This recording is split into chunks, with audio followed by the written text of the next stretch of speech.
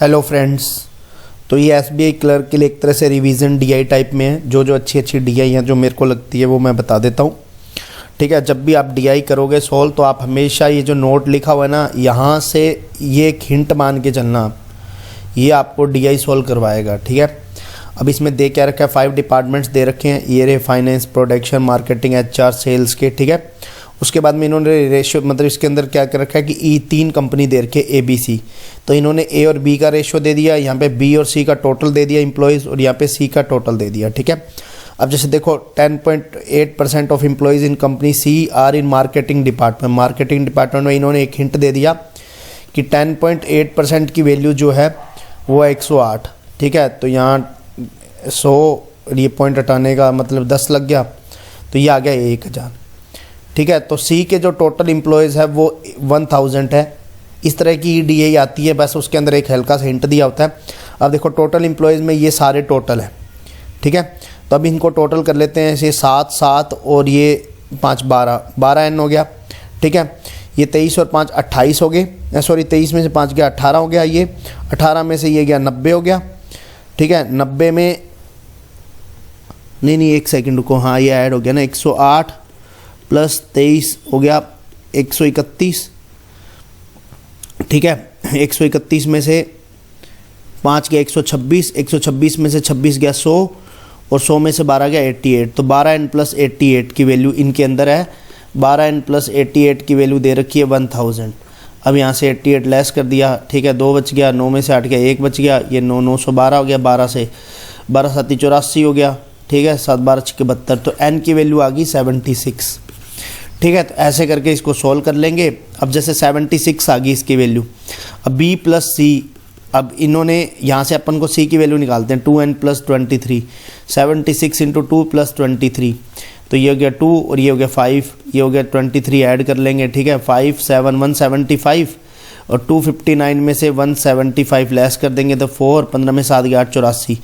तो अब 84 आ गई वो b की वैल्यू, 84 जो है b की वैल्यू है, a और b का देर का रेशियो, तो b का मतलब 83 की वैल्यू है 84, एक की वैल्यू 28 आ गई, और ये इसकी मतलब a की निकालनी है 28 इंटू 5 हो गया 140 होता है, 28 5 है तो 140 आ गई। ऐसे ही सेम सारे कर लेंगे।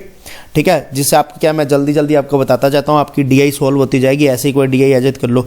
जैसे अब इसमें ये वाली है, तो इसके अंदर आपको करना है क्या है, वही 5 इंटू 76।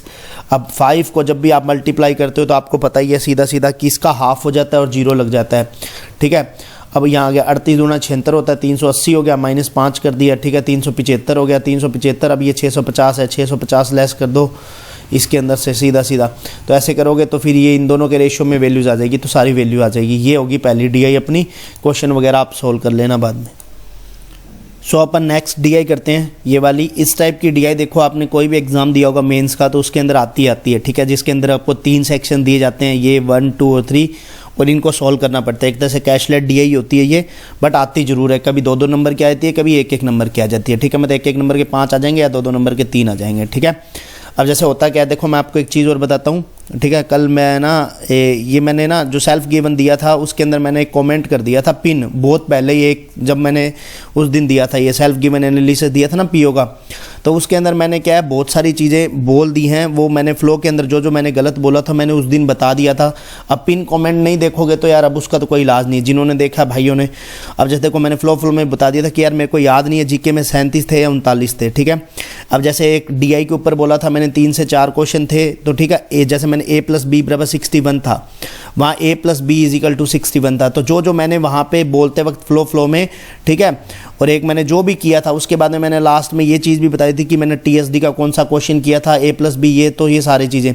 फिर देखो उसके बाद में मैंने ये बात बोली है कि जो अटैम्प्ट्स हैं मुझे अच्छे से याद नहीं है। मैथ में 20 या 21 अटैम्प्ट हो सकते हैं। ठीक है, रीजनिंग में 25 प्लस मार्क्स, देखो मार्क्स का किया, बार वापस भी मैंने ये किया था मार्क्स का। ठीक है, उसके बाद में मैंने बोला 37 या 39 क्वेश्चन हो सकते हैं, और यही इंग्लिश का याद है 32 अटैम्प्ट है, जिसमें 50% का मैंने वो बोला था कि भाई 50% ही मार्क्स आ जाएं। सो आगे पीछे हो सकते हैं अटैम्प्ट्स, उसका ध्यान रखना। ठीक है, फ्लो में इंसान भूल जाता है, तो ये सारी चीज़ें मैंने बोल दी हैं। ठीक है, पहले ही जब मैंने 1 मंथ पहले जब मैंने रिव्यू दिया था उसके अंदर मैंने पिन कर दिया था। ठीक है, तो उसके अंदर कोई इधर उधर क्वेश्चन ऊपर नीचे हो जाए तो भाई तुम खुद एडजस्ट कर लेना, क्योंकि पता है क्या है, अभी मेरे IBPS जैसे RRB का एग्ज़ाम था तो मेरे GK में 14 नंबर आए, अब 20 प्लस आ गए ना। तो एक इंसान शेयर कर रहा था, वो मेरे को बोल रहा है कि भाई उस दिन जब उसने शेयर किया तो कहता है भाई ये तो GK 5-5 घंटे पढ़ता था, इसके 14 नंबर आए। जब अब नंबर आ गए 20 प्लस तो पता क्या कहता है, यार इसके इतने नंबर कैसे आ गए। तो किसी को संतुष्ट नहीं किया जा सकता है इंसान को, तो अपन DI करते हैं अब जल्दी सी, ठीक है। अब देखो जब भी DI सोल्व करो तो आपको क्या पहला ये सेक्शन ही सोल्व करना है, फिर दूसरा मतलब सब सेपरेट होते हैं कि ये नहीं होता कि ये इससे अटैच होगा, इससे अटैच होगा, ठीक है। तो जब आप पहला करो तो पहला देखो उसके अंदर क्या चीज़ दे रखी है, जो चीज़ दी है गिवन है वो आपको सिर्फ निकालना है कि गिवन है ये वाली चीज़, ठीक है। जैसे इसके अंदर टोटल स्टूडेंट दे रखे हैं 9th और 10th के, तो 9th प्लस 10th लिख लो, ऐसे ही लिख लिया करो, जल्दी सी हो जाएगा। 9th और 10th के 122 है, ठीक है। इन्होंने they 70% of the student from class 10 participate in badminton league which are 32 more than the student did not participate the same class. मतलब देखो 70% पार्टिसिपेट कर रहे हैं तो 30% नहीं पार्टिसिपेट कर रहे हैं, यही बोला है उसने। उसके बाद में बोला वो 32% मोर है, 32 ही मोर है, 32। तो ये इनका डिफरेंस था, तो मतलब 40% की वैल्यू पूछी है उन्होंने 32, तो 32/40 × 100, ठीक है। अब काटने पर अपने ऊपर है कि 8 से काट लो, 8 चौक 32, 8 40, ये 20, 80। तो अपने पास में 80 आ गया, वो किसका आया, क्लास 10th का। अब टोटल 80 स्टूडेंट्स हैं अपने पास में क्लास 10th के, ठीक है। तो अब देखो 122 तो है अपने पास में 9th और 10th के, जिसमें से 80 ये है, तो बच कितने गए, 42 किसके हो गए, 9th क्लास के हो गए। अब यही है। अब देखो अब आगे जो चीज़ बोली गई है आपको बस वही चीज़ देखनी है, ठीक है। अब यहाँ पे इसको मिटो देते हैं अपन, यहाँ पे कर देते हैं 32, ठीक है। 32 नहीं, हाँ 42 हो गया ये, और ये 80 हो गया, इसको ऐसे रहने देते हैं, ठीक है। अब बात आती है कि उसके बाद में बोला गया है कि total 32 students from class 9th and together did not participate in the badminton league, ठीक है।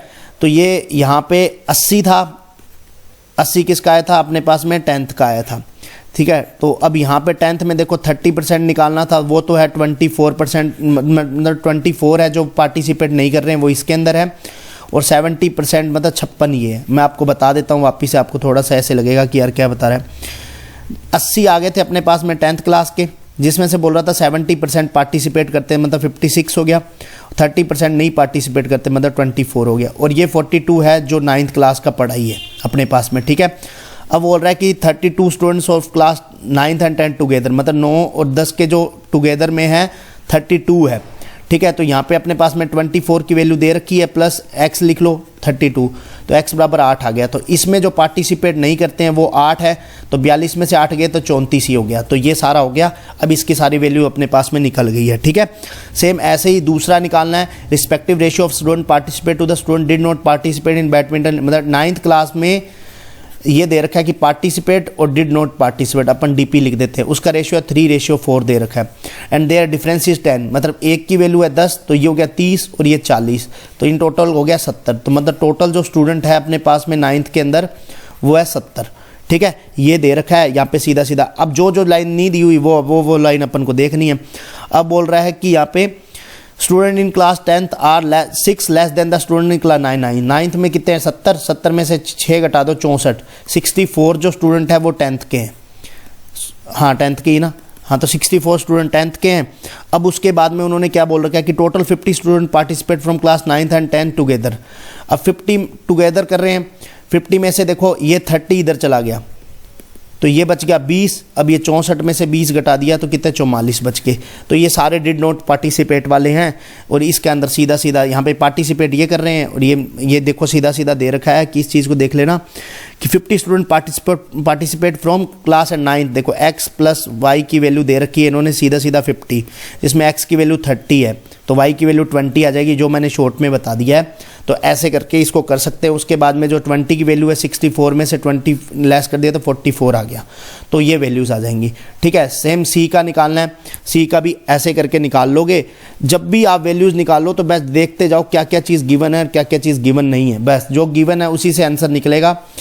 72% स्टूडेंट फ्रॉम क्लास 9 पार्टिसिपेट, मतलब 72 पार्टिसिपेट कर रहे हैं, तो रिमेनिंग कितने बच गए 28%, ठीक है, मतलब 100 में से ही होता है ना।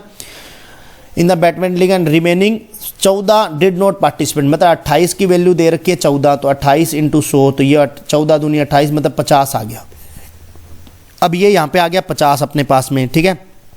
अब अपने पास में क्या दे रखा है वो चीज़ देखनी है कि डिड नॉट पार्टिसिपेट, मतलब 14 ये टोटल आगे थे, ये मतलब ये हो गया 36, मतलब 36 पार्टिसिपेट करते हैं, 14 डिड नॉट पार्टिसिपेट करते हैं। तो ये इसके अंदर अपने पास में कौन सी क्लास का आ गया, 9th क्लास का आ गया। सेम ऐसे ही आगे आप करोगे, जैसे देखो 51 student participate from class 9th and 10 together which 4 more than the number of student did not participate from both the class, मतलब 51 में से 4 गया, एक सेकेंड, अरे यार 51 में से 4 गया तो ये बच गया 47, ठीक है 47, तो ये बच गया यहाँ पे, और ये है 9th और 10th का, 9th एंड 10th का आ गया। अब आगे जो इन्होंने पूछा है वो ये है कि 47 में से 14 जो कि अपन को गिवन है, जो डिड नॉट पार्टिसिपेट वाला है, तो ये 14 जब हटा देंगे तो अपने पास में बच गया 33, ठीक है ये चीज़ है। अब और इसके अंदर और क्या निकाल सकते हैं, 51 दे रखा है, 51 में से 51 दे रखा था और अपन ये 36 है, ये हटा देंगे तो ये 15 निकल गया। तो ये सारी चीज़ें अपन को वैल्यू फाइंड आउट करनी थी, तो अपन ने फाइंड आउट कर लिया। अपन ने 2 DI कर लिया है, एक DI और है वो मैं आपको डायरेक्ट बता देता हूँ कि इसको कैसे करना है, क्या पता वैसे ही आ जाए। 3rd DI जो है वो ये वाली है, इसके अंदर देखो सीधा सीधा दे रखा है। तो अपन को देखो एक चीज़ करनी है, मैं आपको डायरेक्ट ही बता देता हूँ कि इस क्वेश्चन के अंदर बहुत अच्छी चीज़ है कि ये देखो ये नेगेटिव में रेशियो, मतलब नेगेटिव में वैल्यू दे रखी है, ठीक है, मतलब और ये पॉजिटिव में। तो आप इस टाइप का जब भी क्वेश्चन आएगा तो पॉजिटिव वैल्यू पॉजिटिव और नेगेटिव वैल्यू नेगेटिव उतना लेस कर दोगे, ठीक है। तो जैसे अभी इन्होंने दे रखा है कि विराट का स्कोर दे रखा है और विराट और रोहित का दे रखा है इन्होंने, अपन पूरा पढ़ लेते हैं क्वेश्चन ऊपर क्या दिया हुआ गिवन में। In the number of run score bye Virat ने 5 ईयर्स के अंदर स्कोर किया 2006 से 2010 और previous year in its also show the change in the total number of run score bye Virat Kohli and Rohit together, मतलब इन्होंने दे रखा है। तो अपने सीधा सीधा यही है कि कहाँ से दे रखा है, प्रीवियस ईयर से स्टार्ट करना है। तो यहाँ पे अपन लिख लेते हैं विराट और यहाँ पे विराट प्लस रोहित लिख लेते हैं, ठीक है। और ये 2006 हो गया, 7 हो गया, 8 हो गया, 9 हो गया, 10 हो गया, ठीक है। तो अपन अब जैसे प्रीवियस ईयर से स्टार्ट किया है तो अपन इसको क्या मान लेते हैं, ए मान लो, चाहे बी मान लो, चाहे एक्स मान लो, चाहे वाई मान लो। मतलब ये जो विराट ने स्कोर किए हैं वो एक्स है और ये 2005 में मान लो, 2005 में एक्स है और यहाँ पे हो गया वाई हो गया, ठीक है, ये ऐसे मान लो आप। अब देखो यहाँ पे अब निकालते हैं 2006 में कितने स्कोर किए हैं, 2006 में यहाँ पे आया ये 300, तो ये 300 किसने किया, इसने किया है, तो x प्लस 300 आ गया ये, सॉरी y प्लस 300 आ गया ये। और उसके बाद में ये दे रखा है, ये हो गया, ये कितना 200 का, 200 में 4 का भाग दिया 50 हो गया, तो 50 ये 100 हो गया, तो ये हो गया x प्लस 400, ठीक है। अब देखो अब दूसरा क्या है, अब जब यहाँ से मैं आपको बस बता रहा हूँ, हिंट ही दे रहा हूँ और कुछ नहीं दूंगा, जब भी हिंट होगा वो मोस्टली हिंट यहीं पे ही है, ठीक है। अब आपको यहाँ से क्या करना है कि जैसे अब आपको यहाँ पे जाना है, दूसरा 2007 में, 2007 में कितना है, ये हो गया 500 और माइनस 500 और ये लेस करना है 50, ठीक है। तो ये लेस कर देना, तो ये बच गया यहाँ पे 150, ठीक है, 450 बच, ये 450 हो गया ना, तो माइनस देखो यहाँ पे ऐसे आएगा माइनस 450, ठीक है। क्यों, क्योंकि वो नेगेटिव में वैल्यू है, तो यहाँ पे y की वैल्यू कितनी आ गई, y माइनस 150, ठीक है। सेम ऐसे ही 2007 में अब इसकी विराट की वैल्यू निकालते हैं, विराट की वैल्यू माइनस 300 होगी, तो मतलब पहले x प्लस 400 था, माइनस 300 कर दिया, तो x प्लस 100 होगी। तो ऐसे करके सारी वैल्यूज़ निकालनी है, उसके बाद में ये सीधा सीधा इनकी इक्वेशंस बन जाएगी और आप आराम से सॉल्व कर लोगे, ठीक है। 3 DI बता दिया 10-15 मिनट में, तो आपको ऐसी कोई DI आए तो एटलीस्ट आप कर सकूँ, ठीक है। तो ये DI थी, आप कर लेना जिसको करनी हो भाई, जिसका फ़ायदा हो जाएगा कर लोगे तो, क्योंकि DI का सबसे इजी वे है करने का।